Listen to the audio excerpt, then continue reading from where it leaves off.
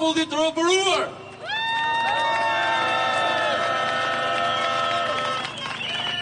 Vetëm nga ju dhe nga kushdo tjetër në diasporë dhe kudo që po proteston, mund vi shpëtimi i Shqipërisë. Kontributi juaj, mediatik, me artikuj, me firma me metrazh shkurtër, me kallëzime, me pati, me pjesëmarrje, do t'i jap jetë dhe do t'a shqirojë Shqipërinë nga kjo kastë e korruptuar.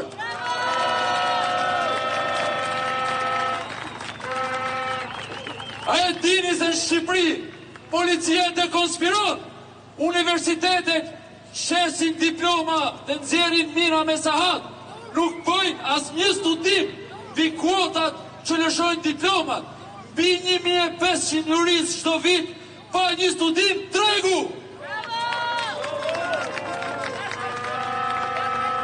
Në Shqipëri nuk ka as një kampus, zero, nuk ka as një qytet për studentët, nuk ka mbështetje për kërkimin shkencor që i jepet pedagogëve dhe ka pedagogë që bëjnë nga 2 e më shumë punë sepse nuk kanë dignitet me pagën që marrin.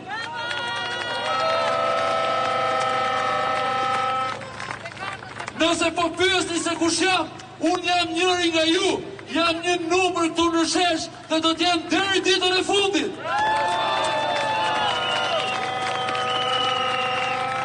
Jam babai një djali 5 vjeçar që për fat se jetojmë Tiranë mund ta çojë teatrin e kukullave, që është vetëm një në gjithë Shqipërinë dhe ka vetëm 200 vende, vendet limituara. Po fëmijët e tjerë, si po rriten? A e dini që Shqipëri ka vetëm një pishinë publike dhe gjithë fëmijët e tjerë që nuk i përkasin Durrësit, po edhe aty është e limituar.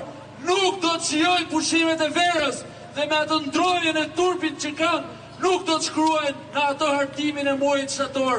Po ju ku i kaluat pushimet? Se pushimet nuk bëjnë.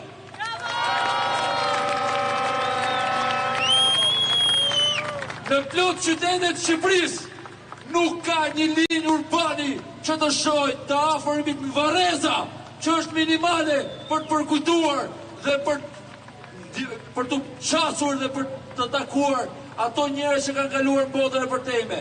Pra zero mundësi që ato të shkojnë edhe të vizitojnë ato Vareza. Në vitin 2013-14 unë nisa Akademinë e Policisë.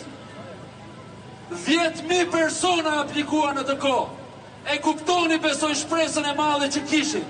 Dhe pas fillimit me mira të tjere praktisën se e kuptuan qasje reale të kësaj qeverie.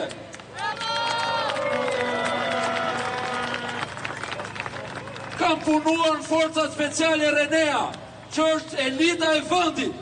Dhe kur vjen puna, kam ikur me dorëheqje për shkak të dekonspirimeve, mediokritetit dhe drejtuesve analfabet.